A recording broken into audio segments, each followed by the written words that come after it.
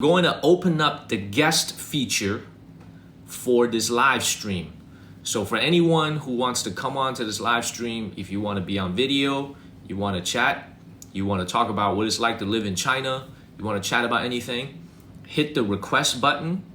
And if it's someone that I recognize who's been watching the show for a while, I will approve it and we can chat.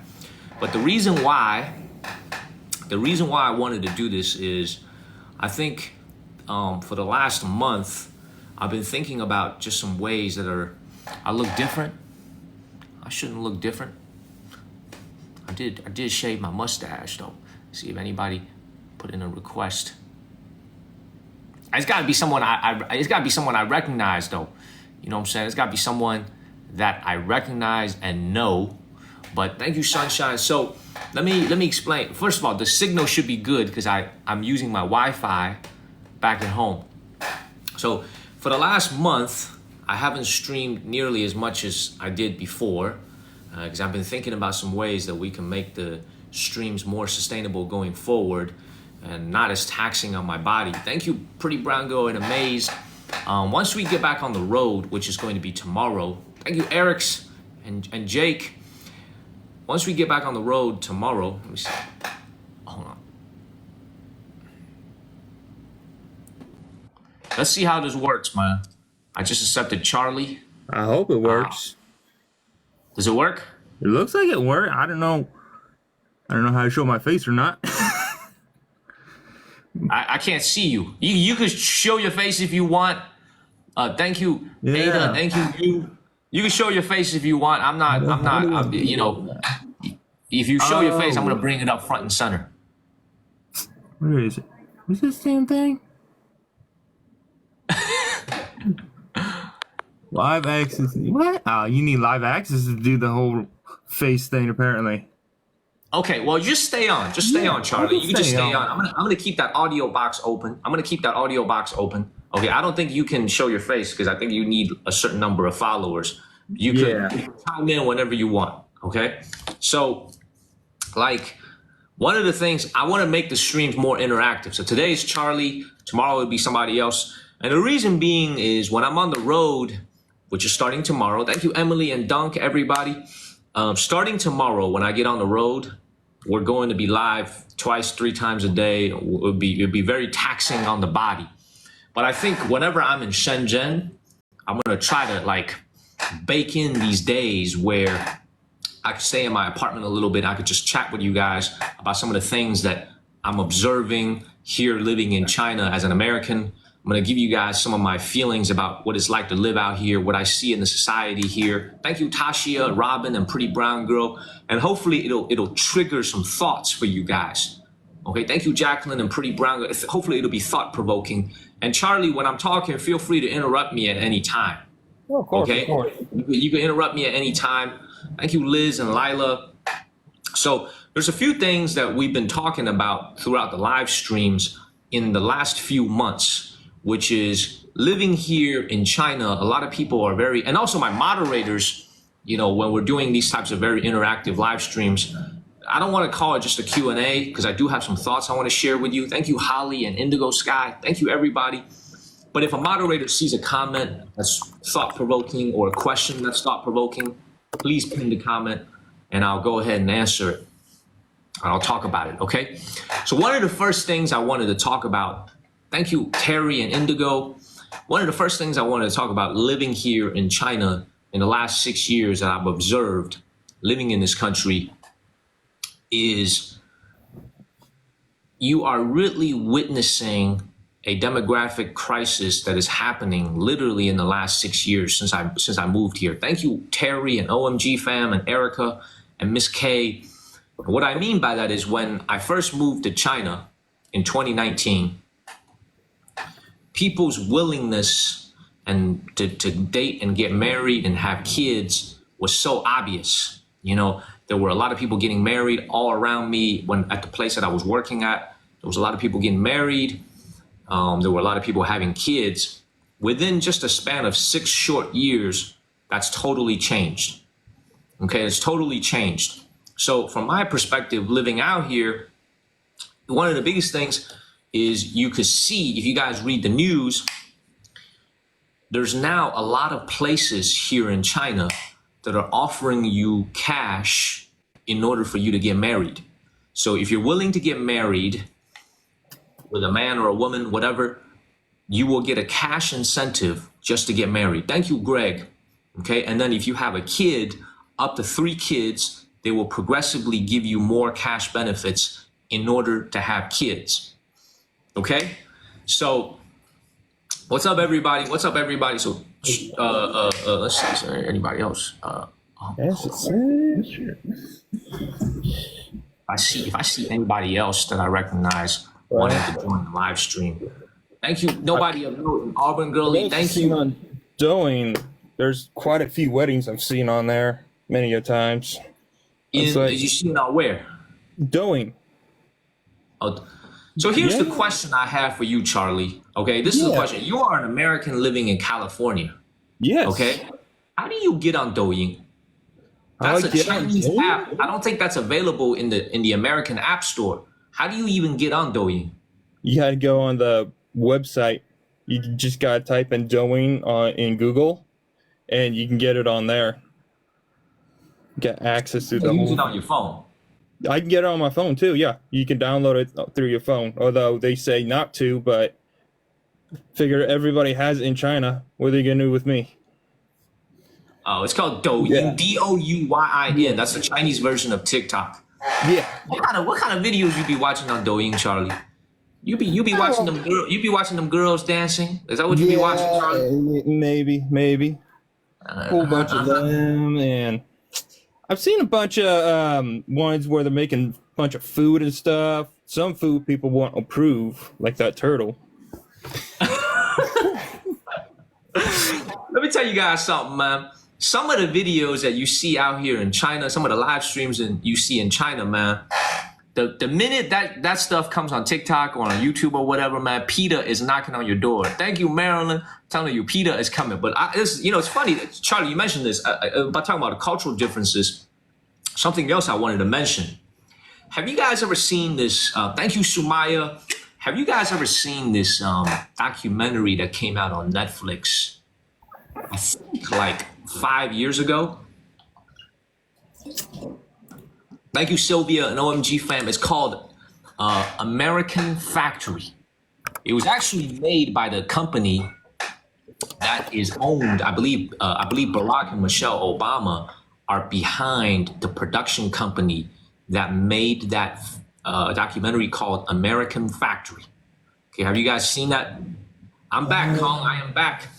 I made it back. Thank you, Dorito.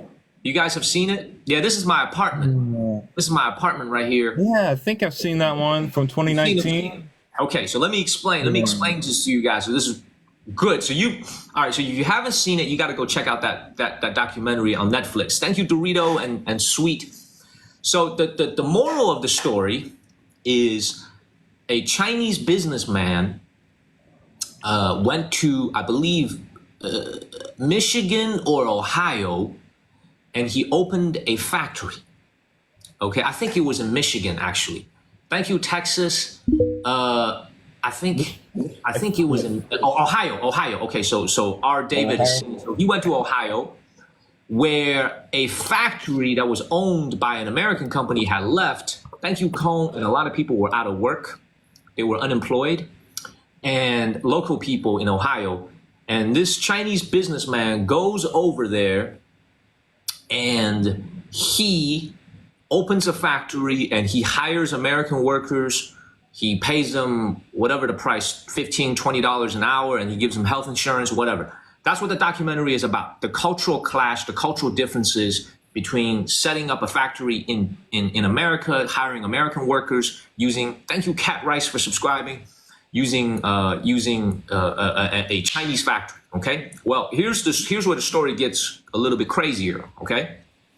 So this for all the Americans back home. So Department of Homeland Security, and I believe the FBI actually raided, I don't want to say the factory, but the Department of Homeland Security and I believe the FBI conducted a raid on the Ohio factory, not the factory itself, but a number of houses nearby, okay? That just happened a few weeks ago. Maybe you guys have seen the news. But here's the moral of the story. So I was watching Voice of America yesterday, and I do watch Voice of America. And this is why I find it so fascinating. I was watching Voice of America, and they sent a reporter over to Ohio. Thank you for the hearts, in order to just see what's going on the ground. Here's what's crazy, y'all. I think it says a lot about the cultural differences between the two countries. For the American Ohio workers that are working at that factory, thank you, Dorito and Kristen, they work 8 hours a day, 9, 10 hours a day at the most. And they get paid overtime. They have great health insurance. They get paid overtime. They have hourly pay, okay? But you work 8 to 10 hours a day, 5 days a week, occasionally on weekends, okay? They also have a lot of workers in that factory. This is in Ohio, by the way. Thank you, Joni, that are from China. They are in Ohio. They work 12 hours a day. No overtime pay, just a straight up hourly pay. There's no extra income for working overtime, okay? So when you watch this, I was watching this piece of news, and I was like, yeah, I'm not sure if it's a salary or a flat hourly page. Thank you, Pui Thames. And I was watching this like Voice of America thing where I'm just like, this is very consistent with my experience living in China for the last 6 years.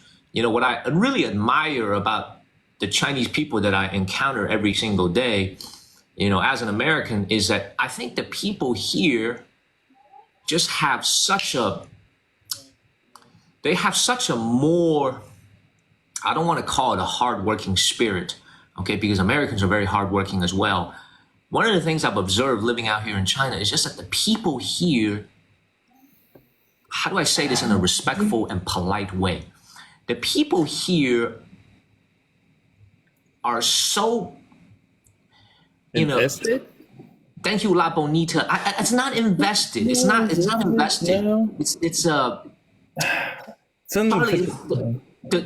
The people here that I've seen for the most part, thank you, G-Tech, are very open-minded. But the word I'm trying to use is like, and I'm trying to use a polite word, because if I don't say the right word, it could be construed as a negative word. Thank you, Melinda. The people here, from what I've seen, tolerate so many things that we Americans would totally say no to. Thank you, Steve. Let me explain what I mean by that. Okay, so let me say that again. One of the observations that I've seen is like the people here, I'm talking about just so many people that I've seen, they tolerate so many things that we as an American would say, no, this is not good. We don't want to do this. Thank you, Lucy. Thank you, Carrie. We're going to have Carrie on the stream one day very soon because she's got some things that she's going to show us. So anyway, the reason I'll tell you what I mean by that. Thank you, Greg and Cash. Let me explain to you guys what I mean by that. So this was back in July. I was in Guizhou. I told you guys this story. Thank you, Lucy and OMG fam. So I was at the train station. And this is a sad story, by the way, because it's sad for me, not for y'all. It was a sad story for me. So I was, thank you, Nobody of Note and For Love. So I was at the train station, and I'm taking the slow green train from the city of Guiyang to this other small city that I was in. Okay, so if you guys were watching in July, you guys remember a live stream where I went to a village. And then I ended up having an amazing conversation with a woman who was running a store at that village. Well, that was the city I was going to. So anyway, the story is I was supposed to take this 3-hour train from Guiyang, Cash, you remember, from Guiyang to this small city. I get to the train station, and this is the older train station with the slow trains, because I was being cheap. I was being frugal, so I didn't pay for a high-speed train. And I was, I was Yeah, I paid like only $4 or $5 for a slow train ticket. I figured, you know, it's better than taking carpool. It's cheaper. I don't have to pay toll on the highway. Thank you, Tovid. So anyway, I get to the train station. It's a complete chaotic scene because there's people laying on the floor, sleeping on the floor, sitting on the floor, people packed, even more packed than usual. Thank you, Captain Nacho. And I get to the train station usually about 30 minutes to an hour beforehand. Thank you, Workout With and Ash. So I get there and I'm like, what's going on over here? Why is there so many people here? I get to the 3rd floor, no elevator, had to take the stairs. I still remember this with my suitcase. The train is indefinitely delayed. There's no employee. Thank you, Apollonia. There's no employee telling you when the train is going to get here. Thank you, Xiaobendan. There's no estimate ETA of when the train is going to leave. It's been delayed. Not only has it been delayed, the train that was supposed to leave before us has been delayed for 4 hours already. That's why there's so many people laying on the floor, sleeping, napping, just waiting for the time to go by. Okay, thank you, Minnesota Duchess. And I'm like, if this is in America and you got a 4-hour delay, if this is in the United States, if this is in Atlanta, Georgia, this is in, you know, Kansas City, wherever it is in New York, in America, you got a 4-hour flight delay or a 4-hour train delay, the passengers will be going crazy, right? They'd be at the desk, they'd be demanding an answer, they'd be demanding a hotel for the night. You know what I'm saying? It'll be going crazy. Yeah, you know what I'm saying? Michelle, they'll be going crazy. This is just me living in the United States for so long, right? Here, nobody was complaining at that train station. Nobody. Oh, we just made it back to League A2. We on our way to League A1, y'all. We just made it back to League A2. All the hearts. We just made it back to League A2. Yes. Anyway, at that train station, there was not a single person who was like, let me look for an employee and get a time estimate of when the train's gonna leave. Okay, thank you, Mark and Moonwatcher. Let me complain to the worker or let me get an ETA. No, everybody just sat there. Thank you, OMG fam and Jacqueline. Everybody just sat there or laid there. They played on their phone. They smoked a cigarette. They talked with their families. None of that. And I remember thank you, Jolie. Thank you so much, Jolie. And I remember this story from July as it was yesterday. It just tells you, like, this is why when you have an American factory or Chinese factory in America and you watch that Voice of America interview, thank you, Neats, and you got the people who agreed to be interviewed. They're like, well, you know, the Chinese folks over here, they work harder, they're easier to manage. You know, one guy said one Chinese person could do 3 persons' job from a local Ohio person. And when you're watching this, as I'm watching this, man, a lot of thoughts is in my head watching this. And I'll tell you the reason why. Thank you, Sunshine. It's like, the reason I say that is because, thank you, Sunshine. The reason I say that is it's reflective. And I've been thinking about this a lot, living here in the 6 years. Why is it that the cultural differences, that the way that people think, a lot of these differences, why do they manifest themselves? Not necessarily a good thing, right? Because human nature is such that when you realize you can get away with a lot of stuff, you know, you can get away with not paying overtime, you can get away with, you know, not following American labor laws, they're going to push the envelope. You know what I mean? And I start to think about, why is it that when I live here, a lot of it is a cultural shock to see the way people think. And I think I have an answer. I think I really do. I think I have an answer for this. Thank you, Tashia. And it was from a comment. I was watching that Voice of America video, and there was a comment. It was a Chinese person who left that comment on YouTube. It was actually on YouTube. I read that comment. It was a very long comment. Thank you, Chris. And it was a very well-liked comment. There was a lot of people clicking like on it. The comment basically said this. The comment said, the people in China for really 2,000-3,000 years have been living in an absolute monarchy type of system, really since the ancient dynasties where power emanates from the top And then locally, you have the local power, where power is very, very absolute.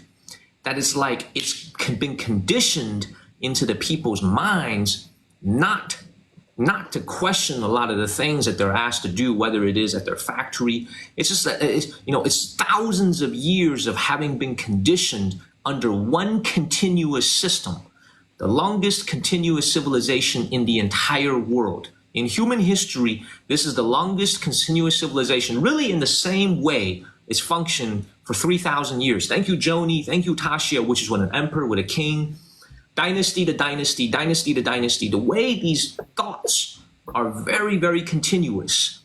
Thank you, Joni. Thank you, Tashia. This is why, like, for a lot of American people who are watching, you guys watch me go around and show you different types of food, like a bird's nest or a fish maw or sea cucumber. You guys are like, why? A lot of things come from history.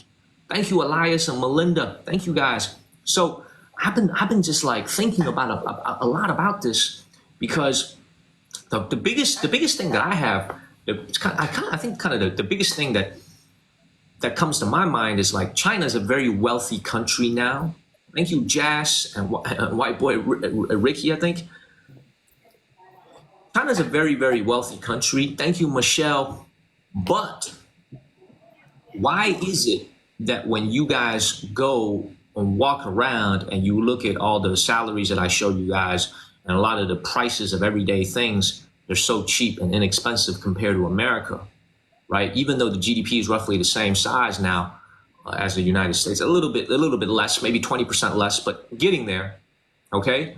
Why is it that things here are so inexpensive? There's some things that I probably don't want to say on live stream because I don't want to offend anyone living here in this country. But it's like when you walk around and you just, for really the last 2 or 3 years, thank you, Macabello, you could feel like a very, very visible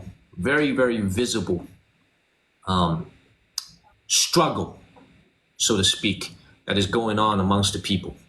Meaning wages are falling, unemployment is up.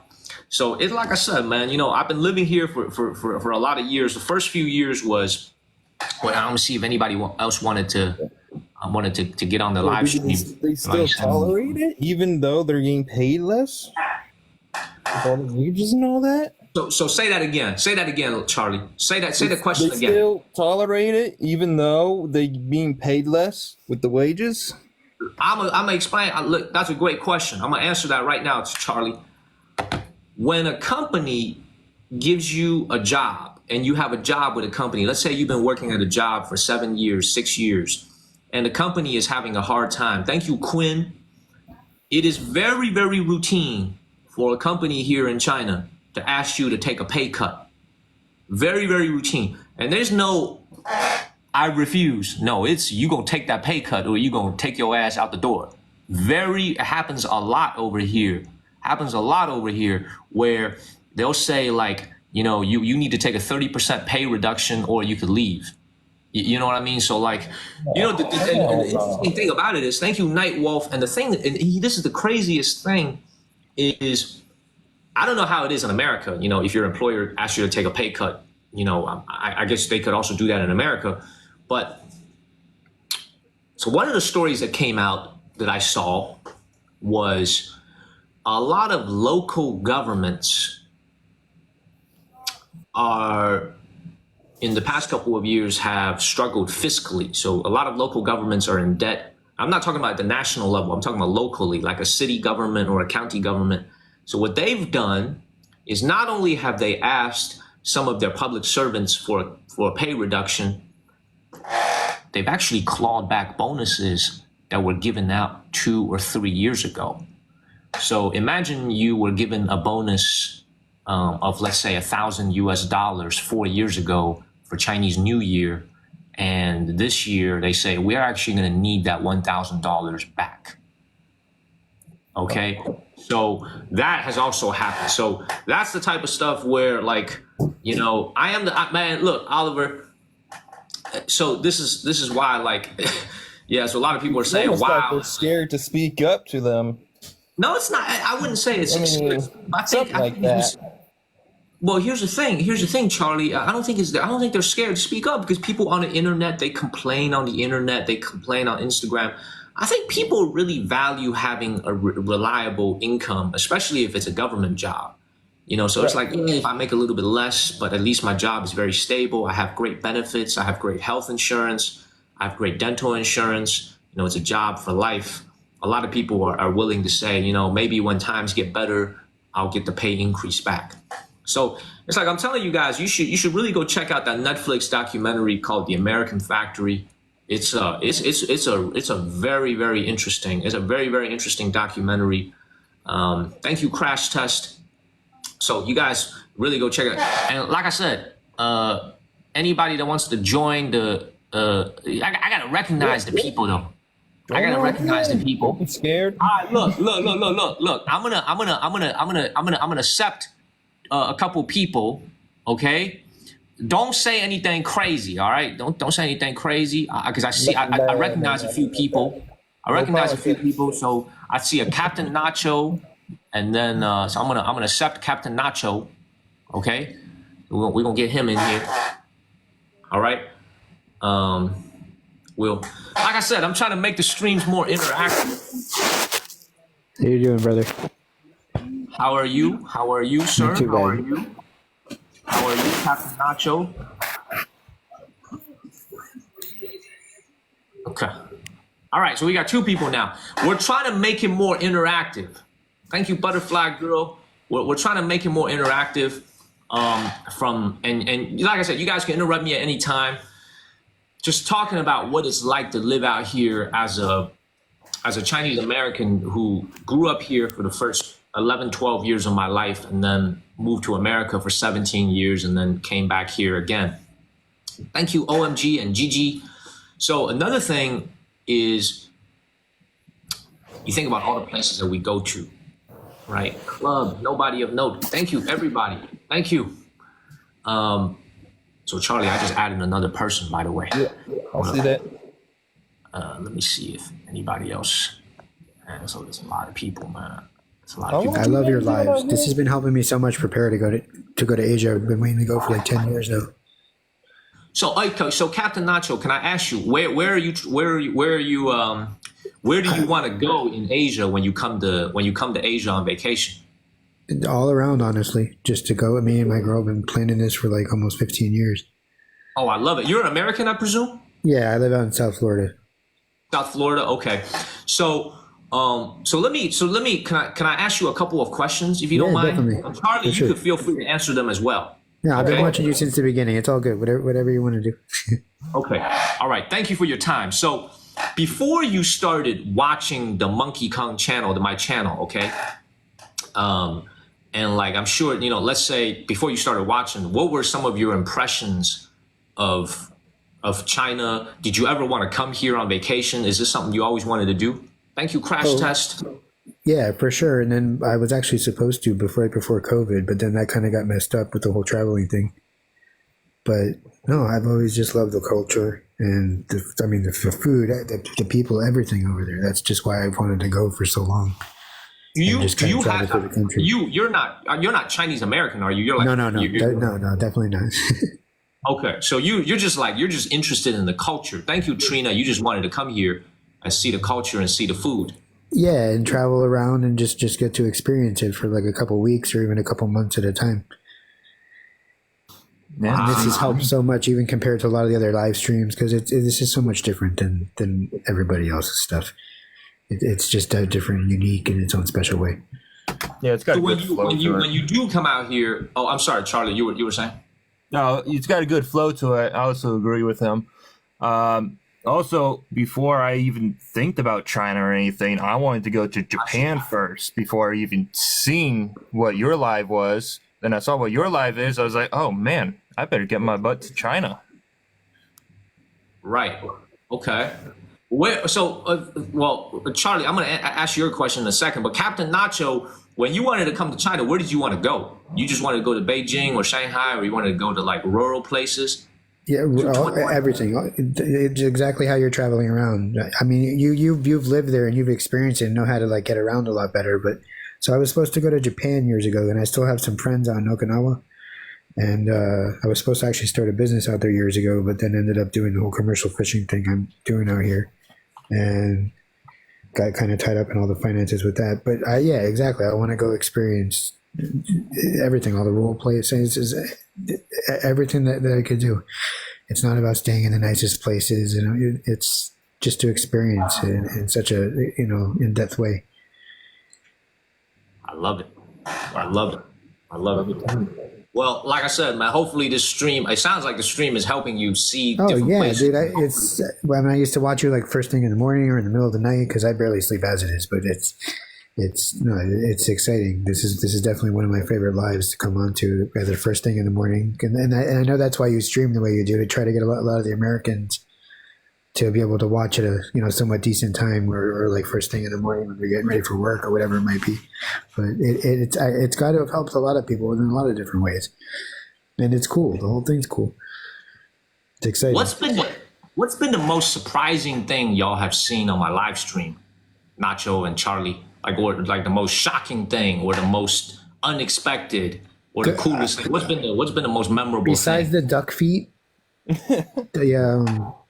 Is experiencing the markets, man. It's one of the coolest things to go in there, and especially how you used to have like what the currency exchange is, or how much it is in American money compared to what it is, and it's so unique, and everything, it just looks so much fresher and cleaner compared to America in so many ways. Yeah, especially the roads and everything. Around where I live, there's like almost pothole city. Go down to China, it's like you go to a little town, you see their roads, it's like, what the heck is going on here? But I don't understand why that is, though. You live in California. It doesn't snow you live in northern or southern California. It shouldn't snow where you are, right? I live in the Bay Area. I live in the Bay Area, but I used to live in a town called Guerneville, and it's just a little town, nothing too much, but they really don't do road work much out where I live. Huh. And in the Bay Area. Yep. The people just seem so much more loving out there, in my opinion. That is true. See, this is where hold up 1 second now. So I gotta say something about that. And I'm not knocking America. This is for all the American folks that are watching this. I remember I had this moment this is actually last month. So this is Captain Nacho just brought up something that, I've been meaning to share this story. So last month I was in Hong Kong. One of my good friends, his name is David. He comes on the live stream sometimes. He was in Hong Kong he was in Hong Kong to see a trade show, I believe. And he wanted me to hang out with him, so I went to Hong Kong. And he was staying at a very nice hotel. I'm not staying there. I went back to actually, no, I stayed with him that one night. He got a two bed room. The room had 2 single beds. So I was able to stay with my friend one night. Anyway, one day I was in the hotel. It was a very nice hotel. There's a lot of foreigners in Hong Kong living in our hotel. The elevator door opens, and it's I don't know if she's Australian or American or British. We didn't talk. But it was a middle-aged Caucasian woman. The door opens. A middle-aged Caucasian woman. The door opens. She look at me. I look at her. Okay? And just like you see it so many times in America, she smiled and she exited the elevator. And as someone who's lived in China for 6 years, okay, that was actually a very shocking thing for me, because people here in China don't go around each other greeting and smiling each other, you know. That's gotta be so different. So they don't go around and say, "Hey, how's your day? How you doing?" You know, and they don't like, just like random strangers in the streets, right? They don't just smile at you for no reason. You know, if my ass went down the street and I started smiling at people, man, people probably think I'm crazy. So it was one little. I'm serious. They probably think I'm crazy. There was that one little interaction that I had where I saw this woman, and I never met her before. Thank you for the heart, and she smiled, and it just like, I was like, damn, I've been living in China for a long time, where it's like when somebody smiles at me, and I'm not even used to it. You know, thank you, Dunk, and nobody of note. I'm gonna tell you guys, as an addendum to what Captain Nacho just said, I think, you know, some of the things that you see on the live streams, it's curated in the sense that, thank you, Nobody of Note and Tasha. It's curated in the sense that the people see me with a camera and they see me speak English. If they're not friendly, then they're not friendly. But I think you see a lot of the good side, right? But as I'm living here, I actually think the American folks, maybe it's because I live in North Carolina, still has a little bit of that Southern hospitality. Thank you, Rita, for the subs. But I actually think that American people back home, this is my opinion, okay? Macy's, I feel like you guys have been living in America, and I say this in the nicest way, y'all been living in America all y'all's lives. I feel like some of y'all are probably a little bit jaded when it comes to, you feel like, oh man, they look friendlier over here. But if you actually like live here for a long time, I actually think the folks back home in America are much, much more friendly than what I see here just when I'm not streaming. The people here are not unfriendly, but I would say the other word that I would use is people are a little bit warmer back home in America, especially the complete strangers. It's a little bit more of a warmer society. It doesn't mean that you're going to go and become best friends with somebody. It's not what it means. But I think culturally, the difference here, I think the biggest cultural difference is you look at a lot of things that happen in America, and people would tell me, thank you, Diane. People would tell me, Kenneth. Thank you, Kenneth. Thank you, Kenneth, getting ready for Thanksgiving. Kenneth getting ready for Thanksgiving, man. Thank you, Kenneth. Kenneth is making me hungry right now. I want some turkey. See, it's interesting hearing you say what you just said. Now, there's got to be a good amount of stuff you probably miss from America, I would assume, right? Being out there for as long as you have been. Thank you, Kenneth. You're absolutely right. And hold on, before I answer your question, just to say this to Mr. Kenneth, I'm getting back on the road tomorrow. We're doing more of these interactive live streams where we get some Americans on the live streams where we talk about China, we talk about life in general. But so some of these, and this is also a way for me to give me a little break before I get back on the road. So anyway, to answer your questions, wait, Captain Nacho, say that question again. The difference. There's got to be a good amount of stuff that you miss from just being back in America. I mean, it's a culture shock anywhere if you travel to another country. Let me tell you something, man. I've been here for 6 years living in China. The thing that I miss, you guys don't understand, the first 5 years before I started streaming, before I started making videos on TikTok, life was very routine. Meaning, I'm living in China, the food is good, I get to see things, I get to sightsee.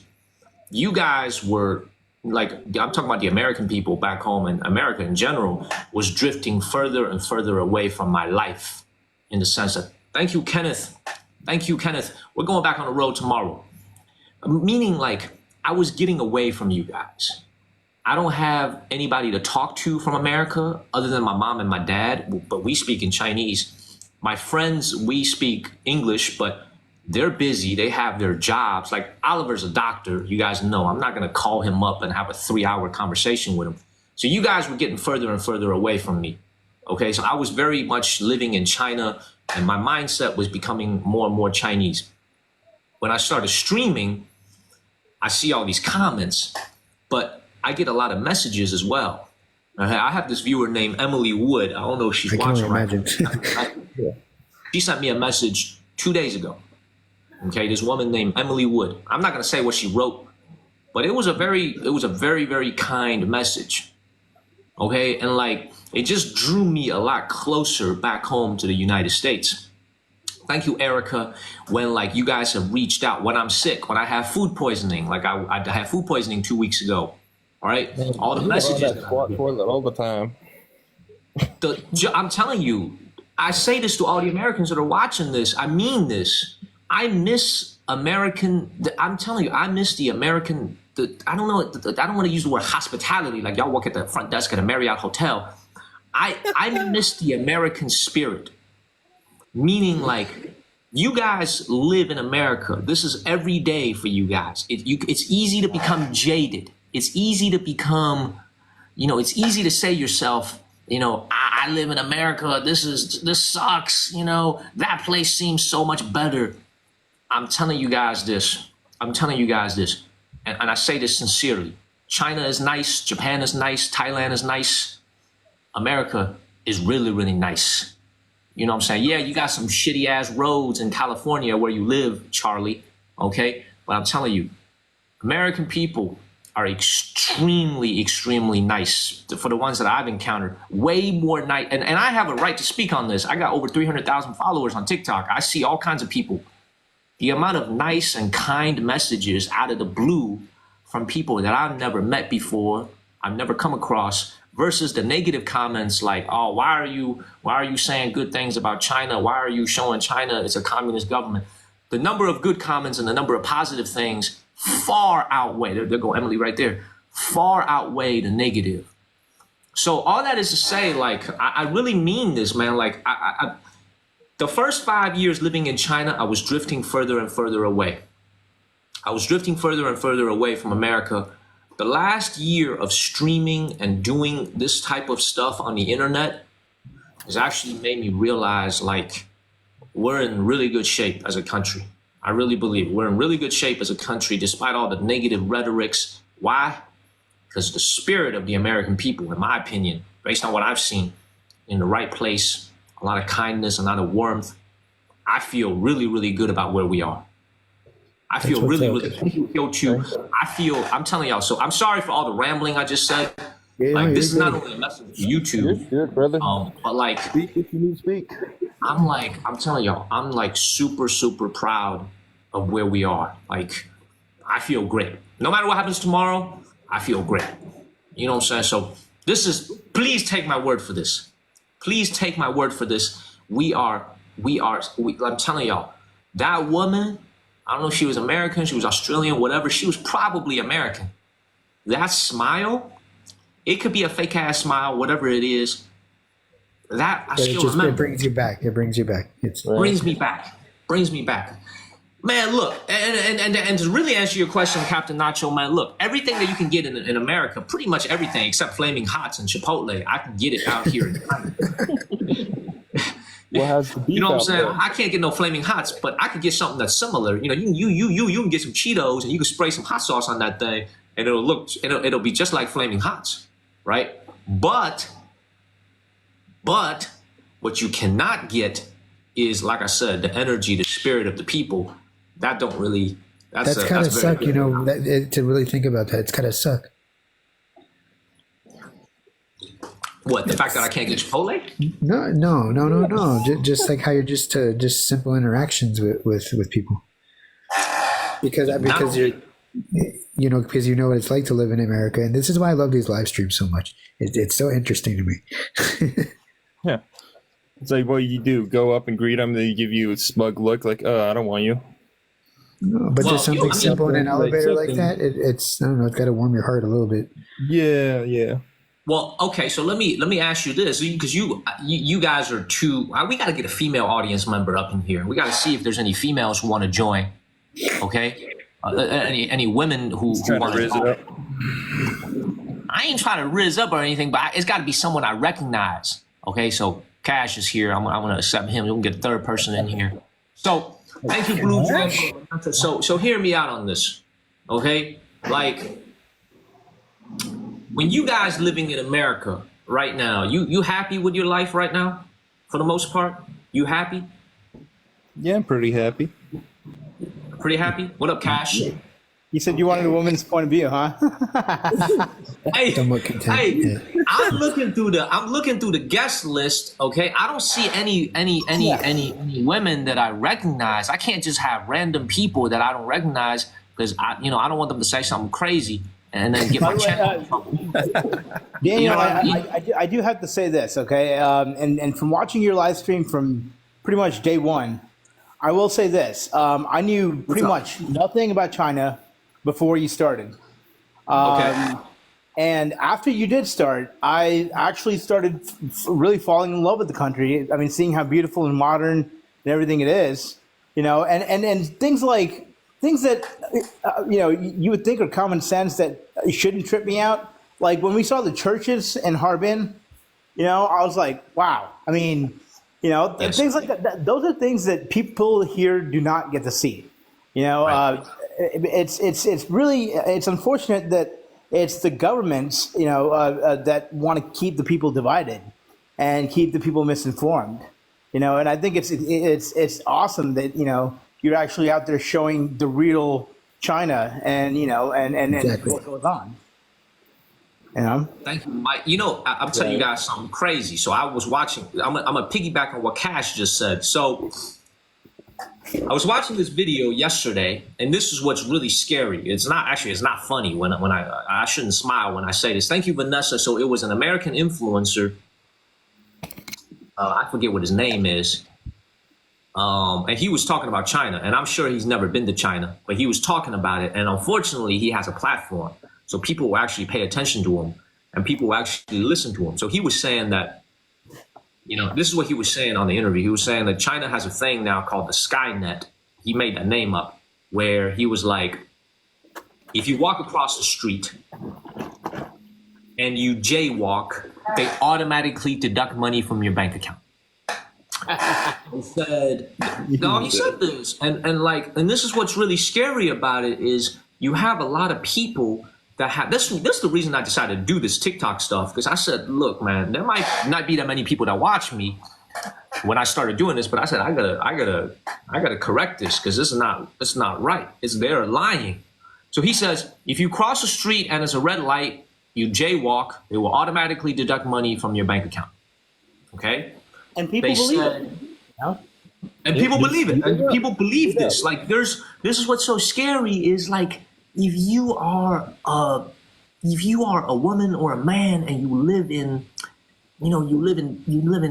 Alabama, or you live in California, you live in Washington State, you live in Massachusetts, and you're just flipping through your TikTok one night and you see this video and this guy looks very presentable and he speaks in a very good English and he looks like he knows what he's talking about, and you scroll on it, and that's the impression that you leave with. Yeah, the horrible misinformation, not the truth. And it's like, this is the type of stuff that's really scary, because you watch it and you're just like, oh, I guess this is what China's all about. I'm never going there, because if I cross the street and there's a red light, they're going to take money from my bank account. They're going to throw me in jail. I'm never going there. So it's like this misinformation that's out there. And like, what's so scary about it is this is the craziest part. That's what scares me the most. If you are an American and you don't live next to, let's say you live in a community that doesn't have a lot of Asian Americans in general, whether it's Chinese or Vietnamese, and you are not very exposed to Eastern culture, right?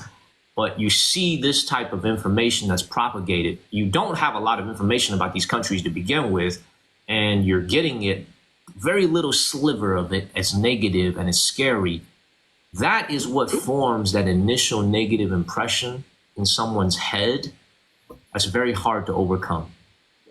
Well, It's very- now, granted, there are obviously things that we can't talk about on this live stream, and policies and things like that do reinforce that that mentality. But at the same time, one thing I've definitely appreciated and saw and gained from your live stream is that people are people, man. At the end of the day, they're just trying to live their life. Right. And I think it's awesome. I mean, the fact that you're able to basically go past all the red tape, and the fact that the Chinese government only let you do this, and I'm saying let you as in because I don't know, but They never bothered me. They never bothered me. Never. yeah, I'm sorry. and they should be happy because you're actually bridging the gap between the cultures and kind of correcting that ignorance, and I think we need more live streams like it. Yes. Yeah. Exactly, and it's true. Like how what you're saying, just in how you see, like even if you're a tourist or you live there, how you can leave your backpack at like a bus stop. Yeah. Or Yes. you drop your wallet somewhere. Yes. It's so you think that would ever happen in America? I mean, come on. And I would never even That's expect that in China. You know, like half the things that I've seen, you know, from your live stream, I was just like, wow. You know, I mean, I just or for example, when you were by the Korean border, you know, and we were on that bridge, you know, Right. and we were talking about how beautiful it is, and we were looking around. It's like, dude, there's no trash around. There's nothing. I mean, and nobody bothers you. No, you know, it's like here there'd be like 100 people that come up to you. You know what I mean? Like, yeah, and you already know. And you know, and I think the value added from your live stream, as opposed to every other live stream out there, is the fact that you do come from here. You do come from, you know, America, and so you kind of already, you know, you tell it from an American narrative. Well, so let me piggyback off of that thought, okay? Because so Cash, that's an interesting point you just made. But once again, I do want to say this because I really mean this when I say this. Well, first of all, Charlie lives in the Bay Area, man. That dirty ass place. Yep. Dirty ass Especially place. Oakland. Okay. I don't know about that place. Place. So Bay Area don't stand for all of America, okay? That dirty ass place. But so the Bay Area aside, okay? Okay? Bay Area aside, that dirty ass place, okay? Most of America that I've been to, okay, like especially in North Carolina, is actually very, very clean. Like Chapel Hill's clean. Okay, thank you, True Gods. Chapel Hill's super. Thank you, True Gods. I forgot to thank you this morning for the galaxies that you sent when I was in Hong Kong. Thank you so much, True Gods. Thank you, Diane. Most of America that I've been to is clean, but you know, it's one interesting interaction that I had last night. I don't know what this has to do with what Cash just said, but think about this. So last night when I was in Hong Kong, my nighttime, your morning time. You guys remember when I bought that Auntie Annie hot dog? Any of you guys saw that hot dog? Pretzel place. Yeah. Yeah, you guys remember the pretzel place, right? So I bought a pretzel. Yeah. Okay, you guys remember that, right? Okay, so I bought this hot dog at a Hong Kong Auntie Annie stand. I paid for it with Apple Pay, and then I finished eating, and I was about to throw the wrapper away, and I was looking for a toilet. I was looking for a garbage can. You see, this is the cultural difference that you'll notice about a lot of the Western way of thinking that's reflected in Hong Kong versus in China. Let me explain what I mean by that. Hong Kong as a Chinese city is so much more similar to the American and the European perspective. Okay? It's a lot more capitalistic. It's a lot more, I don't know how to describe it, man, but I just noticed it from that interaction that I had with that lady. I asked her, I said, is there somewhere I could throw away the wrapper? In China, if I was in mainland China, you guys have seen this in my streams before, that's a queue where the owner of that vendor, the stall, will be like, just give it to me, man, I'll throw it away. 99% of the time when I'm in China, in mainland China, you ask a stall owner, hey, where can I throw this away? They'll be like, just give this to me. I got a garbage can back there. Okay? I'm not going to say this for all of Hong Kong, but I was thinking about this last night after I was sitting on the train back home in Shenzhen. She was like, nah, we don't have a trash can. There'll go one over there. It's a lot more the spirit of, it's one small example. There's only one small example. I'm not saying it stands for everybody, but it just shows like that would be something similar to what I experienced back home in America. It's like, you know, this is your own problem. Go take care of it. It's none of my business. You know, you go and take care of it. But it's like when you've been around in China for as long as I have, the thinking here is like the service industry is just a lot of things. It's just different. It's just very, very different. And, you know, and this is also another reason why when you go and walk around in Hong Kong, it looks the way that it does with a lot more streets that are emptier than before. If you think there was a lot of people last night when I was streaming in the morning in USA time, 5 years ago, 6 years ago, before the riots and before the pandemic, Hong Kong used to have a lot more tourists. They used to have a lot more mainland Chinese tourists. And the reason why there's fewer people there now coming from mainland to go to Hong Kong It's for a lot of reasons. Number one, the price advantage that it used to have, a lot of that has disappeared. Prices are higher now in Hong Kong. It's very expensive to be in Hong Kong, to catch a cab, to ride the subway. Everything is more expensive. And the other thing is, I think a lot of people in mainland China, when they go to Hong Kong, they notice this difference. You know what I'm saying? This very, very big difference in the culture.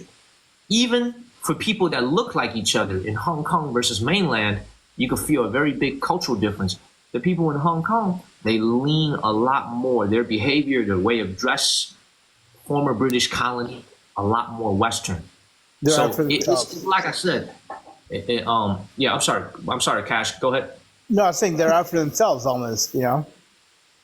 It sounds negative when you say that. But I think, but you see, here's the thing, man. Like, I've been thinking about this a lot. Like, my mind's been thinking. It's like, okay, so they say America, let's say, okay, I live in China. But when you think about America, they say, okay, they'll be like, China seems more advanced. They have better airports. They have better roads. But why is it that all the best innovation in the world still comes out of America? You know, it's like our roads got holes in it. You know, people complain about our schools. People complain about our food, right? Why is it that so many good things still come out of America? And the more I think about it, is like, yeah, we don't have any high-speed rail. We don't have these things that they have here in China, but people drive everywhere. But perhaps that is what makes America work. You know what I mean? Like, think about this paradoxical thought where it's like, yeah, we on the surface may not seem to have, thank you, we may not seem to have the things that they have over here, but there must be something unique about America because we have so many good things going for us. I've been thinking about this. Do you think it's got to do with a little bit deeper, like private enterprise? Thank you, ankle biter. I think it has something to do with that. I just think like there's something about America. There's something about the spirit of the country that, yes, I mean, I could say I used to live in Chicago. The roads in Chicago were also horrible because they salt the roads during the winters, which is a lot of potholes. But it's like, you know, there's so many things that you could complain about back home, especially if you're watching the live streams here and you see how clean it is here, see how organized.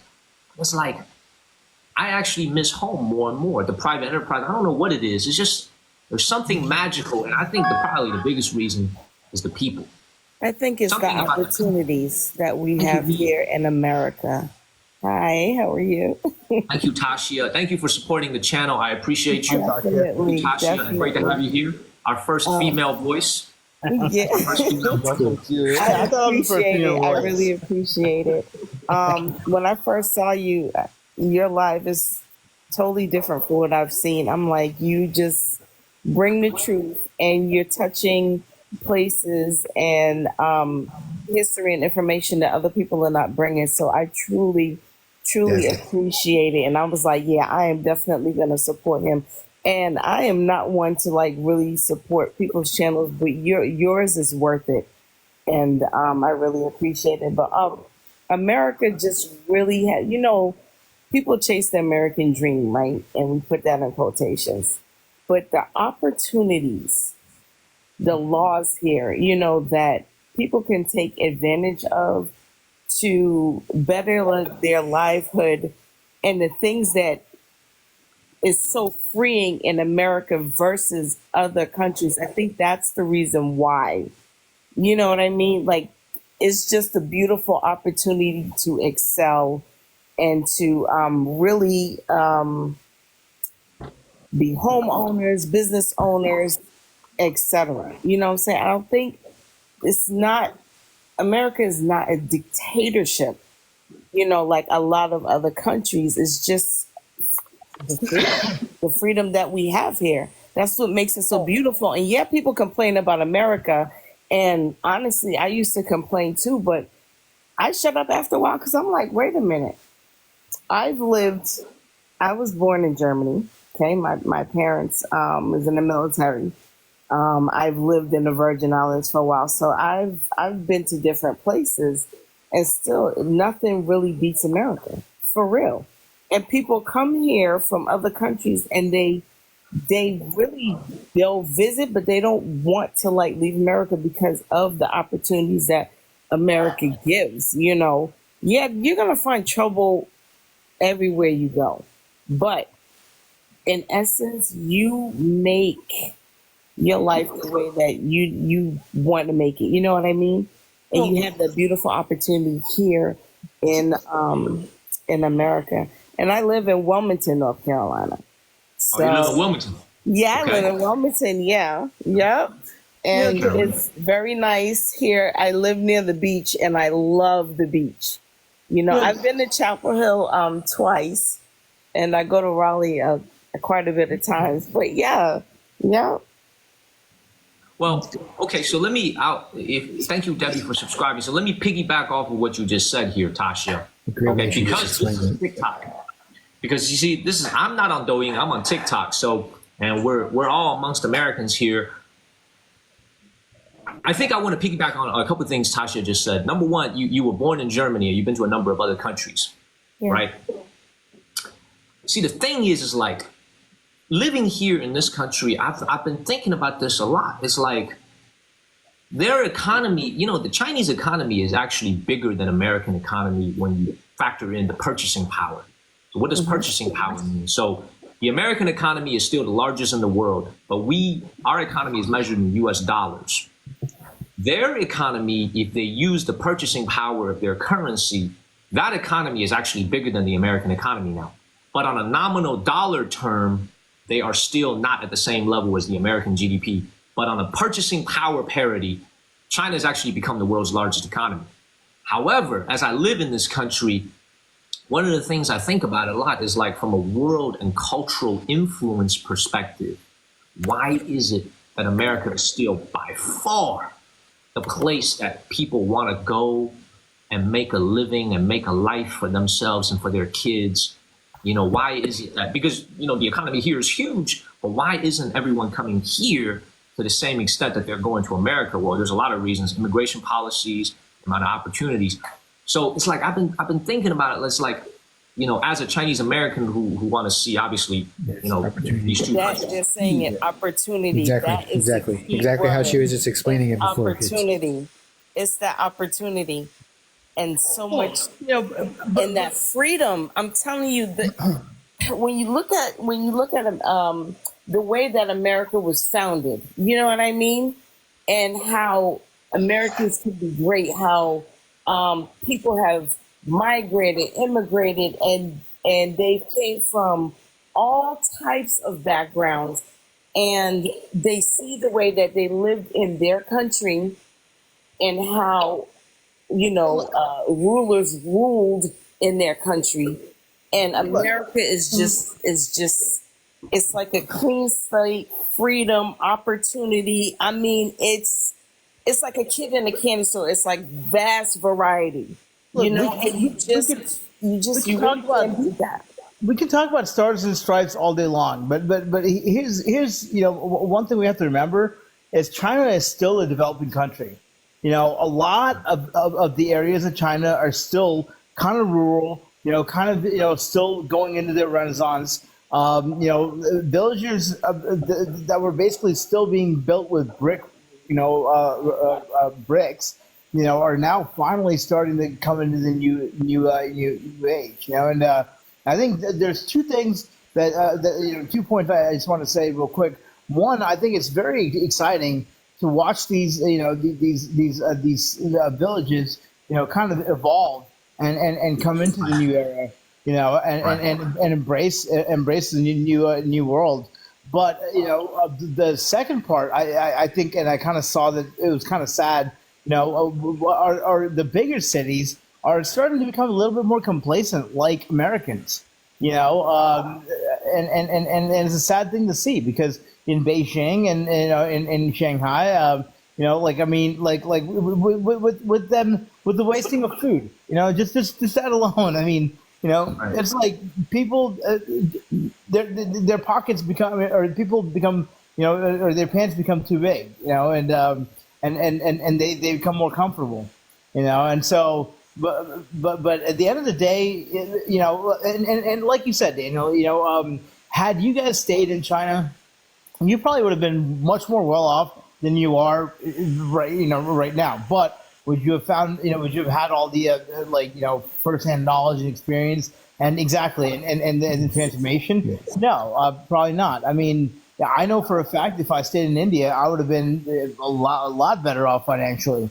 But I came here when I was 9. With my parents, we struggled like hell. I went through law school, everything else. Would I be the same person I am today? No way. I'd be a cog in the system in India. Even no matter how well off I would have been, I think I've got a much better world view, and something more to offer to the world. And that goes back to the opportunity. I appreciate that comment. So the Cash has been really watching a lot. Yeah, man, look, I'm going to put it this way, man. It's like when you guys see me walk around the cities, man, one of the feelings that I have about living in China when you walk around the cities is like, honestly, man, like a lot of their aspirational things in a city and the country is becoming more and more urbanized. Thank you, Sophie. It honestly feels the same as the United States. Yeah, meaning like they want to shop at malls. They want to live in condominiums that have big windows. They have underground parking. It's pretty much like this is what's kind of crazy about it is like the world is becoming basically looks the same. You go to Dubai, right? Dubai is a Muslim, I believe is a Muslim country, right? It looks like New York City. It looks like a better version of Miami, a cleaner version of Miami. And China's the same thing. You walk around in Shanghai, you walk around in Shenzhen.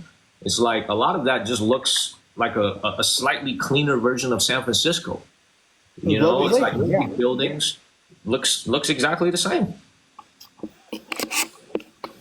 And it's like, and this is probably why it's been easy for me to live here in China because there's really very little adjustment. It looks exactly the same as Chicago and Seattle. It's just more convenient. And but the real question is, will the kids of today still be able to get freshly popped rice?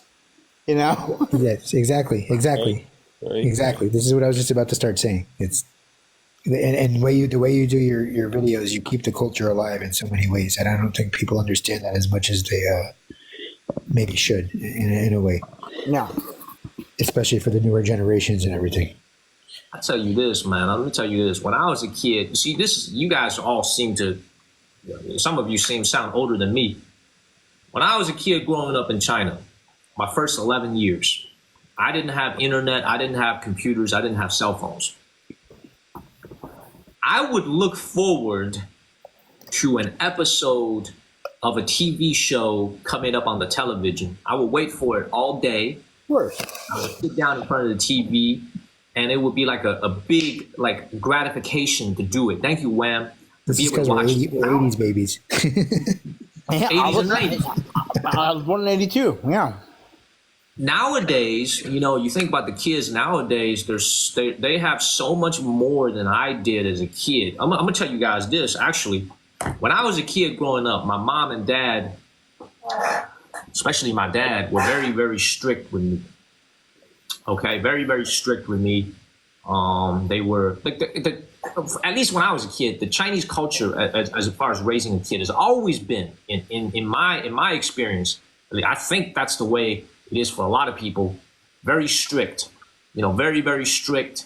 The kids need to, know what it's like to have a hard life. And then as the country has gotten wealthier and wealthier, I'm noticing a lot of things here in China that have actually really shocked me ever since I came back. I'm tell you what I mean by that.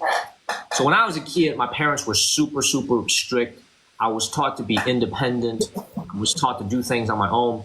There's a term in Chinese called 宝贝 or 宝宝, which means baby. It sounds like the word baby in English. The Chinese word is 宝贝 or baby, okay, or 宝宝, okay? 宝贝, okay? Baby. When I was growing up, my mom and dad never called me that one time. Not one time has my dad just said, oh, 宝贝, never called me that. It was call me by my name, man, go do your dishes. or go clean your room, or go do your homework. You know what I mean? Like, strict. Aren't a lot of Asian parents like that though? But I'm telling you, now that I've been living in China for 6 years, I'm telling y'all, man, a lot of this stuff that I had as a kid is eroding. The younger generation of parents, like, they treat their, I mean, obviously the country is wealthy now. I think technology has changed that more than anything. I'm telling y'all, they are so, they shower their kids nowadays with so much. It's becoming very much like an American way of raising their kids, you know, and it's like, oh, baby, oh, baby, baby. And I see this with the grandparents of the older generation as well. I was telling my dad this on the phone a couple of years ago. I was like, Dad, why you treat me the way that these people be treating their kids nowadays? Why was I raised so harshly? Well, let me ask you this, Daniel, because and I'm going to compare this to kind of like the development that I saw in India, you know. But as you have people who start making a little bit more money, right? They can now afford to have maids and you know and servants and people, you know, to work around their house. So now that, you know, they're a little bit of a higher class than they used to be. So now all of a sudden they can go ahead and, you know, spoil the babe. You know what I mean? Like, to what extent do you think that plays into what you're saying? I'll put it this way. To answer your question, Cash, the greatest generation in America, we have a term called the greatest generation. Yeah, World War II. The term is used to describe the men and women who came back from World War II. Yeah. Right? It's called the greatest generation, right? Yep. You guys have heard that term, right? Of course. I put it this way, man. I think the greatest generation in modern Chinese history after the founding of New China in 1949 is my parents' generation. The people that are like 50 and 60 nowadays, the things that they had to go through in order to build the, like, you guys see the people that are working on the streets, you know, doing a lot of the construction work, doing a lot of the manual labor. A lot of them are in their 50s now. In their 50s now, right? You see even people in their 60s still doing a lot of manual labor, right? So it's like, for Americans, our greatest generation, people that came back from World War II, my parents' generation, I just like, that's why I think about the future of this country. I think about the future of this country, man. And the reason I say that is, you see, Americans, we can afford, I don't want this to offend any Americans back home, but I think we as Americans, we can afford to be a little bit more entitled. We can afford to be a little bit more, don't get offended when I say this, okay? We could afford to be a little bit lazier. We could afford to be a little bit more entitled. The reason is, we are already such a wealthy country. There's so much, the country is so far ahead of the rest of the world. So far ahead, believe me, when I tell you this, from an economy, okay? Like, we could afford to be a little bit lazy. We could afford to be a little bit entitled because we are such a wealthy country, okay? But what worries me about living in China is, like, they're not there yet as a country. They're still a developing country. Yes, it's wealthy on the surface, but there's still a lot of people that don't have much. Okay? But the people who are entitled do have a lot. So what I mean by that is, like, I still feel like this country needs that. Like, the people, they need that. Like, they still need another 20, 30 years of that fighting spirit that my parents had, that I still have a little bit of, if they want to, you know, get to the same level or even surpass the United States. You know what I'm saying? So that's just my observations living here. That's just my observations living here. I'm not saying I'm right. Okay? But it's very obvious that these two countries are competing for resources, competing economically. I think it's very obvious for everyone who sees it. But I am noticing that a lot of American characteristics are making their way to this country. Yeah, like I was saying, yeah. And I'm not sure that that's a good thing. And I don't want the Americans to be offended by this, because the root behind it is we could afford to do it. Because we're just such a, like, you guys.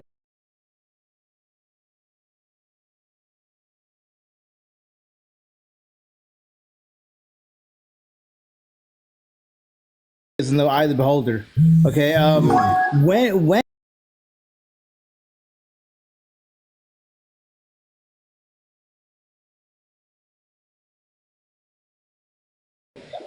I can't do that. That's not well. I mean, that to me is wealth.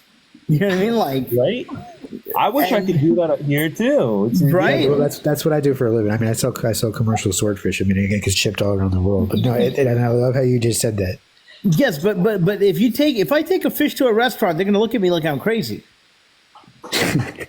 Maybe. You know what I mean? Like nobody's gonna cook it for me. right. That to me is wealth. I mean, What restaurant would you be taking it to for them to? it's like, why am I even carrying it around with me? But to be able to have the freshest fruits, to be able to like the kind of like what you said, even the lower income people in China, even neighborhoods that we went to, the intake of food and the fresh food that they have, is amazing. Here in America, right? When you go to lower income neighborhoods, you have fast food restaurants. You don't have grocery stores. You have fast food restaurants. So really, who's wealthier? Right. I couldn't agree with that more. But here's the counterpoint to that. The craziest thing about it is, like, the people that we go to, when a lot of times in China and we go to a wet market, we go to a rural area, your observation is exactly the same as my observation. They only might make $600-700 a month, but they eat food that is oftentimes much more fresh. Yeah, farm to market. I mean, farm to table. In America. Right? But here's the thing about it, though. Let me give you an anecdote from my own personal life. Okay, let me give you an anecdote, okay? Because what you just said is true, but I want you to humor me this and explain why it is that there are some things that I'm noticing here. So I have this. Panda's my business partner. Yeah. We were shooting the shit yesterday. We were talking via text message, via WeChat, and she was telling me about how she has a friend who paid to sponsor these kids from a rural area in China, pay for their schooling, pay for their books, pay for their clothing, so that they can go to school. Okay, and and this friend has been doing it for I think going on 6 years now. I've been doing that for the last 20 years in India, man. I sponsored over 100 kids. Okay, so thank you, Robert G. So let me tell you what happened with the story, though. The kids that she sponsored, the girls, the women, the young ladies, the girls, I don't even want to call them, they're basically still 17, 16, 15 years old. A lot of them, despite the fact that they are getting financial assistance from this friend, paying for their tuition or paying for their schooling or paying for their books, a lot of the girls have actually dropped out of school and gone back to their home village. Okay, a lot of them has actually dropped out of school, gone back to their home village for whatever reasons, whether their families pressures them to get married early, whatever. But that's the reality. And the guys that are still in school, the boys that are still in school, a lot of them are not getting very good grades. Yeah. Okay, this is a personal story. I'm not saying that this is for everybody or everything. This is a personal story. So a lot of them are not getting the best grades. What part of the world are these kids in? And they're in rural parts of China, so they get sponsored by people from the cities who have more disposable income. Right. And here's the scary part about it. A lot of them now feel like education is not really the way out anymore. If you come from the bottom runs of society, I want to be like a streamer on Douyin. I want to do. That's sad. I'm serious. Thank you, Mr. Leo. I'm serious. They want to be a streamer on Douyin. They want to be a Chinese Instagram model. They want to, you know what I'm saying? And it's like, I've seen that so many times on Douyin. And And that's, yes, Charlie, yes. And I don't use Instagram, and I use TikTok a lot. I scroll through a lot of TikTok. The thing that scares me the most, among a few things that I've seen in China, the thing that scares me the most is if you look at a lot of the people that are actually influencers in China, Mr. Leo, a lot of the people that are influencing these kids, and kids are very impressionable, that are influencing these young people, a lot of the so-called Wang Hong, the Instagram people, the Douyin people, a lot of them, from the way they project themselves, education doesn't seem to be the priority in what they're preaching. Well, but in the newer generation. I'm not saying, I'm not trying to be snobby and say No, you but- got to go to college or you got to but go you to gotta have There's nothing wrong with you that. you know, I'm not trying, because I'm not trying to offend anyone, because there's No, I know, people but- that don't go to college in America that have a great life. No, What I'm saying is, okay. I'm just trying to bring up something you said in the live stream once, which was when your dad, his generation, when if he got into a good college, that's it, your life is set, and I remember this was in Harbin when you were contemplating whether you could even get a house for yourself if you and all that, and you were like, but in my generation, the education doesn't go that far anymore. You know what I mean? So it's the changing world, right? I mean, you can't blame them. You're exactly right. Charlie, what were you saying? Oh, I was just agreeing with him about the whole thing, and I was just wondering, do they have to one up each other when every time like they get married and everything? They have to have something more luxury in their lives or something like that? One time you were saying. What do you mean by that? What do you mean by that, Charlie? By Well, one up? I heard that if you want to marry somebody in China, you have to have like something more luxury than what they actually have as What like, their saying the family bride. has. Yeah. Well, first of all, I ain't married in Well, China. I know. I ain't got no first-hand experience, but I believe Daniel's exact words were in order to get married, you have to show that your family has a little bit more to offer than their family. Yeah, basically like that. I would put it this way. So I'm going to ask you guys this question. I don't know if you guys are married or what. Okay, or Charlie's a young guy. Let me ask you a question. Serious question for folks back home in America. Okay. Do people still get married out of love? Right? I believe. I'm serious. Answer the question. Yeah. Do people still get married out of hope so. pure love? I'm a Yes. hopeless romantic, man. I'm still looking. We can't speak about everybody, but yes, that still happens. Exactly. Yes. That still happens. I agree. I hope so. I got Maybe married not. out of love, but and then I got divorced because it wasn't love. I mean, we ain't gonna And then if you want to, you try again. I mean, Yes, well, exactly. Not the right one. But in all fairness, there was a difference. I mean, I was a Gemini, my wife was a bitch. It totally didn't work out. So. Hey, chill, man. Sorry.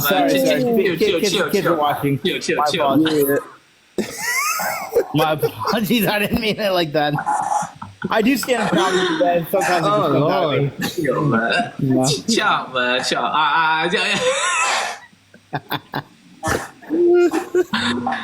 Oh my dog, man. He said I'm a Gemini. She was a like chill, man. Like I said, the stand-up comedy just sometimes just comes out of me. I am looking chill. at you guys. I am a hopeless romantic. Okay, so to answer the question that they asked about marriage, the reason why I asked if people still get married out of love, I think this is the thing that, by the way, first of all, our divorce rates are so similar in the United States and China, so it doesn't even matter what you get married. Really? It is? Half of them are getting divorced. Okay. I didn't know that. Yes. Now, People here in China have roughly. is it because in India, and marriage is supposed to be like two families, an economic alliance type of thing. Is it kind of like that in China, or is it more just like people falling in love and just getting married? That's what I wanted to explain to you. I That's guess it what I all just wanted to depends explain. on the person. Depends on the person, but I'm going to answer that question, Cash, because it's a very. I feel like just based on what I've seen, materialism is much more important in a potential marriage in China than it is back. I'm not saying that people don't get married for materialistic reasons in America, but I think that relatively speaking, materialism is a little bit more important in order to get married. And I think the reason why that is that it is because it's still a developing country. People want to have economic security. You know, it's transactional is the word. Buttons has the perfect word. I think there are a lot more marriages here that are transactional, meaning I don't have to love you yet, but you have what I need materialistically. Let's get married. The love will come after. I will learn to love That's you. kind of like arranged marriage in India. Yeah.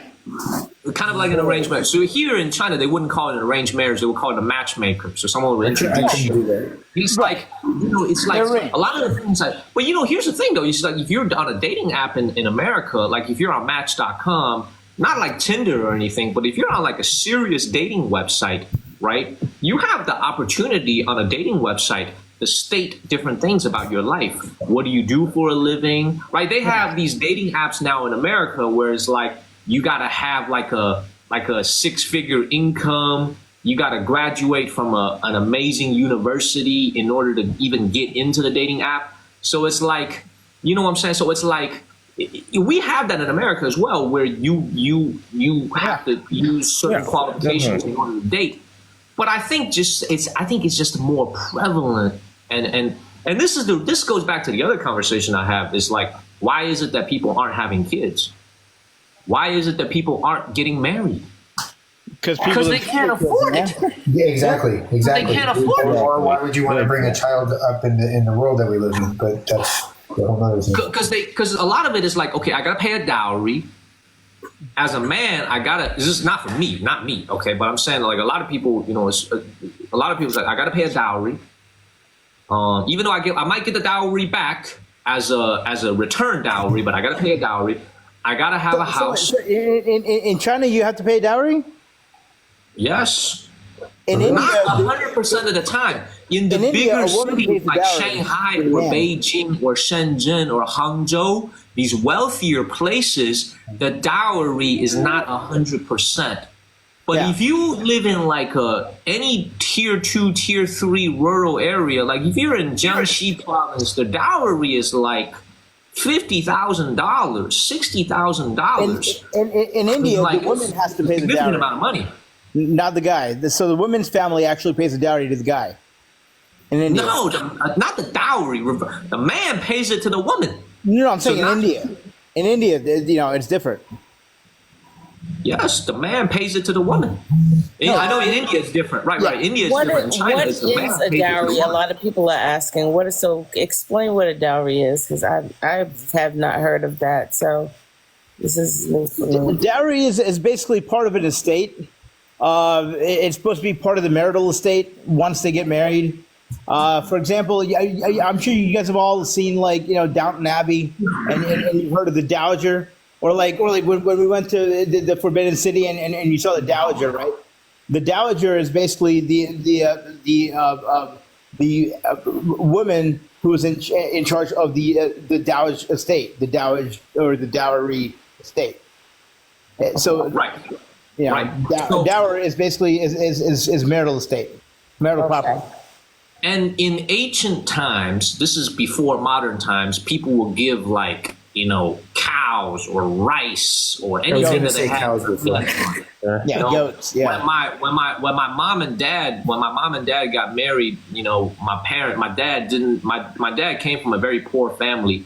But back then it was, you gave appliances. Like you needed to make sure that you had a refrigerator, a radio, a watch, and a bicycle. So this is in the 1970s and the 1980s. Nowadays, it's become a lot more transactional. It's just, in order to get married, you need to give the woman's family 200,000 yuan, 300,000 yuan, $30,000, $40,000. You know what I'm saying? And then sometimes the woman's family will give the money back in the form of a return dowry, but many times it's just a pure one-way transaction. It's just essentially just turned into a cash transaction now. Okay? And then the man is usually expected to have a house, and the man is expected and to have a house many times paid for, and to have a car many times paid for. So it's like, I'm like, dog, I'm like, listen, you guys are trying to figure out why it is that people are not getting married and they're not having kids. I'm like, dude, I don't need to be freaking Einstein. I'm American. I'm not even Chinese. I live here, and I could see why. I could see why. I don't need to do a government poll to tell you why. There's a government poll. Like, well, I wonder why people not getting married. I wonder people why not having kids. Because they can't afford it. Right? You need like can't 7 afford it. figures to live there. You know what I'm saying? Look, gee, I wonder why people aren't getting married. I wonder why people aren't having kids. They can't afford it. And they themselves are kids. You know what I'm saying? It's like, damn, you paid all that money to do a straw poll to ask people. I could give you the answer right away. You don't need to open that straw poll. Thank you, Cole.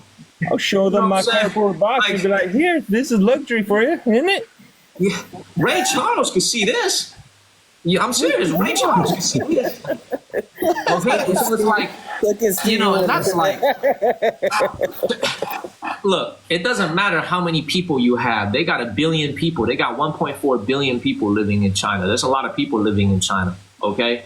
Second largest population in the world. The largest one is India. The second largest one is in China.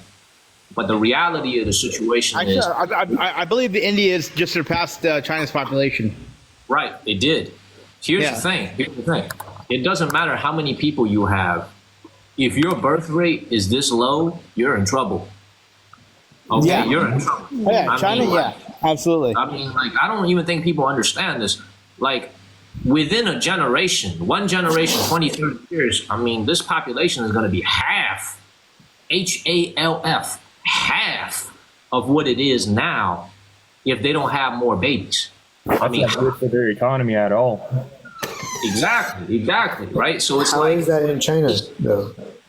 Now, does the government have any kind of like either input or guidelines or anything as far as this dowry and all this? Or yes. no? Yeah. Yes. This is what I actually like a lot about the Chinese government. The Chinese government has actually come out and said all these old superstitions of giving cash and giving dowry, it should just be a gesture. It shouldn't be required. The government has come out and said this. I've seen it. I've seen it before. The government has come out and said, look, all this dowry stuff, it should be a nice, kind gesture. It shouldn't be required. If the man's family wants to give it, they'll give it. If they don't want to give it, they don't want it. But here's the problem. If everybody else is doing it and you don't give it, how does that make you look? Oh, it looks hella bad. Right? Like somebody who's trying to use coupons at a restaurant? Yeah, okay. I'm going to coupons before marriage. I'm like, hey, you going to take a 50% off of the dowry? You going to take 20% off of the dowry? A coupon? I would need that coupon definitely if I want to marry over there. God damn. Hey, so look, so hold on, let me see if there's any other. So look, that's what you know I'm talking about, right? Like, shit, like this is the stuff I'm talking about, where it's like, you know, people I have to understand. Living out here in China, I enjoy living out here because I speak the language, I can communicate with the people, I like the food, but you know, I just have to continue to reinforce this point. For those of you that are watching my live stream, me going everywhere in China, it's a great country, it's a beautiful country. But the gap is still very, very significant, you know. And really, you know, you think about China as a country. China doesn't measure itself against Canada. You know, like if I was China, I wouldn't measure myself against Canada or Nobody even measures Germany. themselves against Canada, dude. I mean, No. Well, you only measure. See, honestly, there's only one country that if I was China, I would measure myself against, and that's US? the United States. That's the United States of America. That's the only country in the world where it's like, okay, how am I doing relative to America? Because two big countries, huge populations, both countries have large populations, economically competing, you know, a lot of things. It's like, I still think the gap is is pretty big, in my opinion.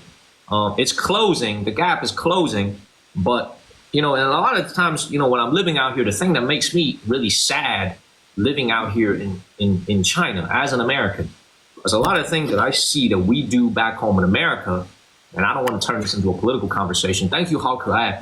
It's like there's a lot of things that we do in America that honestly makes me feel sad, because it makes me feel like, if you're at the poker table and you guys play poker, it's like we've been dealt a really good hand, and sometimes it makes me feel like we're pissing that hand away.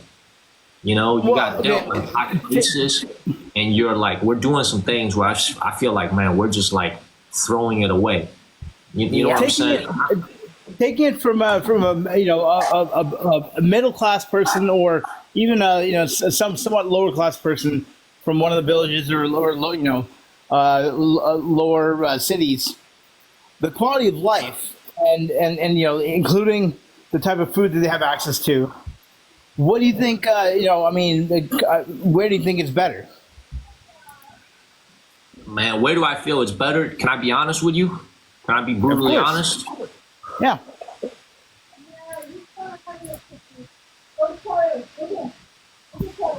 If you are in the lower economic ladders, your quality of life from eating, clothing, getting a haircut, these types of everyday things is much easier, because Great Clips is going to cost the same for a millionaire as it is for someone who's on food stamps. It's $20 a haircut. It doesn't matter what socioeconomic status you are. It's $20, right? Great Clips is Great Clips.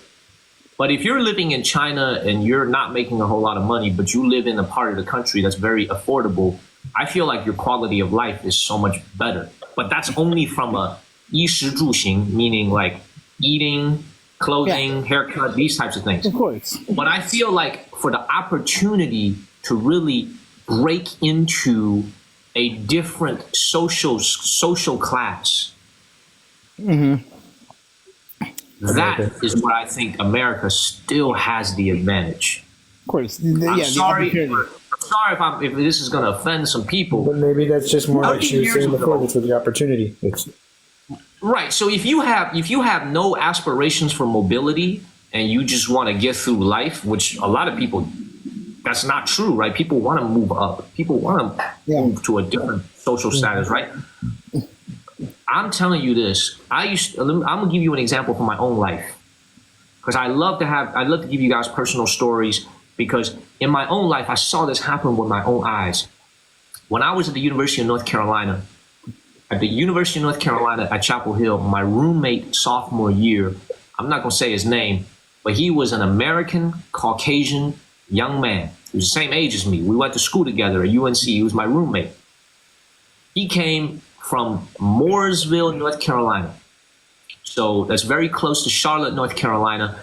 Tashia will know where that is, in Mooresville, North Carolina. Yes. He went to UNC on a scholarship called the Carolina Covenant, which is a scholarship that is given to low-income students from the state of North Carolina. It pays for all their tuition. It pays for your room and board. It pays for everything. You get to go to UNC Chapel Hill, one of the best public schools in the country, for free. And I witnessed this with my own eyes. He comes from a family that was on the bottom economic ladders, but he went to Carolina on a full scholarship. He graduated with no debt, because he had good grades. And he was born in North Carolina. And this thing, I'm sure that Alabama has it. I'm sure that Missouri has it. I'm sure that Seattle, Washington has it. The University of Washington has a whole scholarship, And he graduated. He went to go work for, I think he went to go work for one of the big four accounting firms, either Ernst & Young or Deloitte.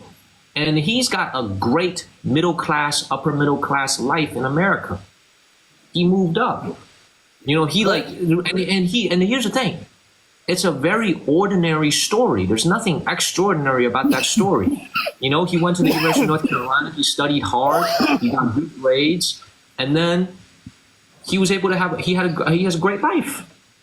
But Right. you know, to counter that point, Daniel, I went to high school in Atlanta, you know, and we had the Hope Scholarship there, you know, and I remember this is back in the '90s when they were still busing kids from, you know, the black schools over to the you know, majority to minority, you know, and I remember I had a friend of mine who's white. He had a 3 point something GPA. You know, I mean, his SAT scores were, like whatever, decent. I had a black friend who pretty much had like a 2.8 GPA. His SAT scores were actually a little below par. My friend who was white could not get into UGA. My friend who was black did. You know, so I mean, as far as opportunity goes, in that instance, I don't necessarily know if he got the opportunity. You know, I mean, maybe the other guy did. You know, but it's like it's a double-edged sword no matter where you go. You know, and it just plays out the way it does.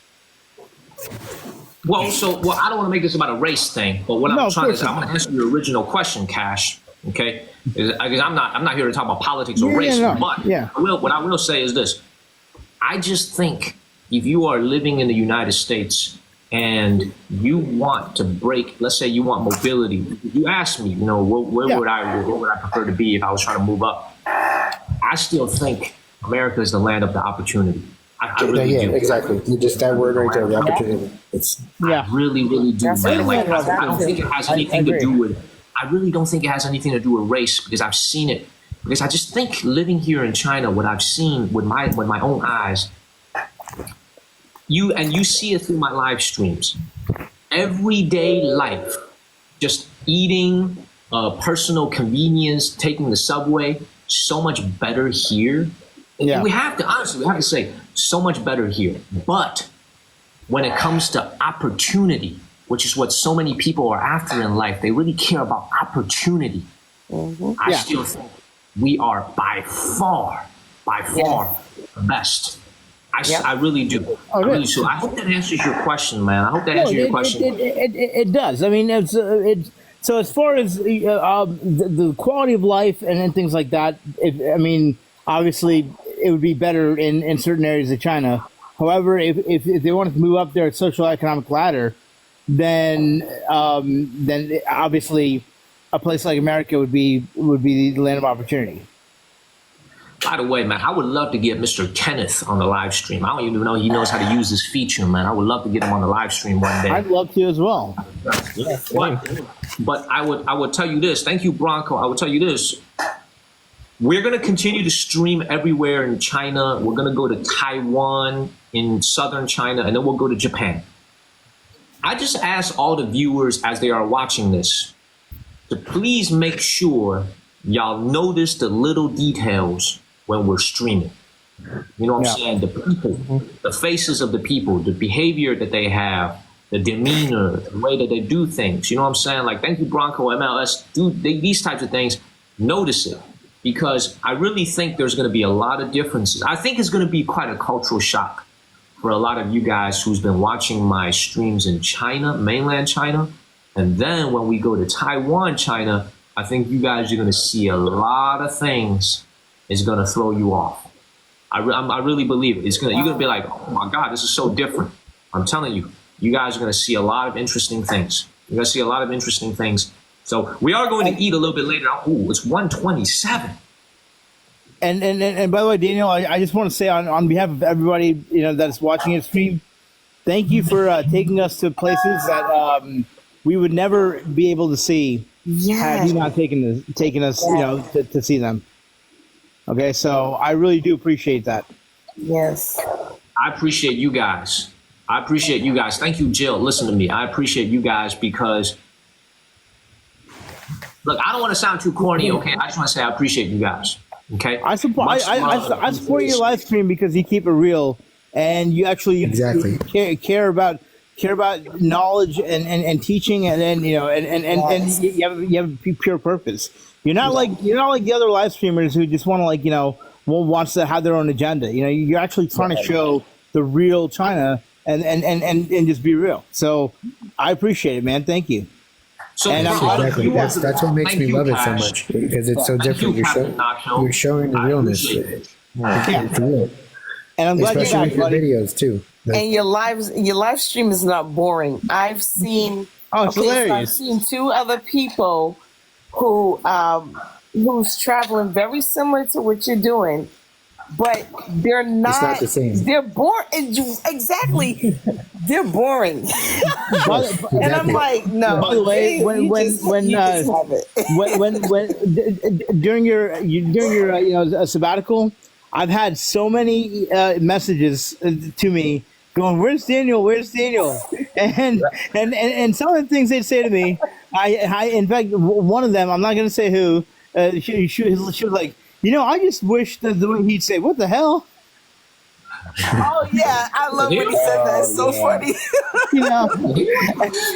And so I got to say, I definitely, I'm glad you're back, buddy. I really am, and I'd rather sit home and watch you on a Friday night. That's as sad as that sounds, but it's a good It time. is. the live stream is amazing, and your videos are outstanding. They're absolutely outstanding. By the way, what happened? So you think the Rockefellers have the jewel? I do. I think that jewel is the United States of America. I do. And the reason I say that is the Taiwanese government, really for the last 50, 60, 70 years has had a very good relationship with the United States. Okay? So they come to there's a lot of Taiwanese, Chinese people living in the United States. I do think it is in the United States. I do. I'm not sure if it's with the Sitting on a mantle somewhere in someone's house. Well, in the words of Daniel Kang, let's keep it moving. Let's keep it moving. I will say one more thing about that video though, because I think a lot of people watch that video. It's got over 250,000 views already. I don't think The Rock itself, I'm not sure if it's as valuable as people make it seem to think from a raw material perspective. It's very valuable because of who it was associated with. And there's one more thing I will say about that. When they opened her coffin, her body was perfectly preserved. It was not because of that stone. It was not because the stone has some magical properties. It could keep the body. However she was preserved. It's Exactly. Captain Nacho said it. It's the way that coffin was sealed. The way they sealed the coffin was such a good seal. No fresh oxygen got in. That's how that body was able to stay in such a good shape. So I think a lot of people are like confused about why it is. So it's not, so like they had their superstitions, they think the stone can make the flesh not the reason whatsoever. But, people. And see, and this is exactly why I can, stand behind your live stream 110%. Is because I believe, you're the only live stream on TikTok that starts with a noble purpose. To teach and to spread knowledge. yes, Yes. and you're No keeping other the culture live stream alive, like with your crispy video, like with the crispy videos on how you like. I thought that was so cool, and then Dude, how I the did dude, too, man. the I dude was that like, makes, the wow. little clay figures on the stick. Yeah, It freaking blows my mind, and I freaking love it. Right? yeah. Handicrafts. I'd buy one. I'd buy one every day of the week and twice on Sunday too. Exactly. Right? So for all the viewers out there, man, it's kind of crazy, but it's almost been 2 hours, man. Like when you're talking amongst friends, I didn't even know that almost 2 hours has passed by. It's crazy. I thought we were only been chatting for like 35, 45 minutes. So for the viewers, man, we're going to try to do this. To be honest, man, I need to bake in, I don't know if Lee is watching this, LBJ, but I need to bake in like 1 or 2 of these a week where I get to just be able to be inside, indoors. Yeah, that'd be awesome. Okay? Yeah, And, That like, would be awesome. And Right, and Daniel, you know what? When I was a kid, I remember things like that, like the freshly popped rice and stuff. And so I think you should do a lot more content like that, man. I definitely enjoy content like that too. do you guys like it? I mean, you guys are here. Or what? Are you guys? Do the viewers y'all like it? It's very cool. Oh, sorry. Yeah, I think it's awesome, man. That's interesting. It's not I only love it's not only good and interesting, but it's like it reminds you of a China, you know, of a time that may or may not still be there. You know what I mean? Like, and Is I Oliver still watching this? Maybe we should. I feel like if I ever got Oliver on as one of the speakers, I think the channel is gonna get banned very soon. Okay.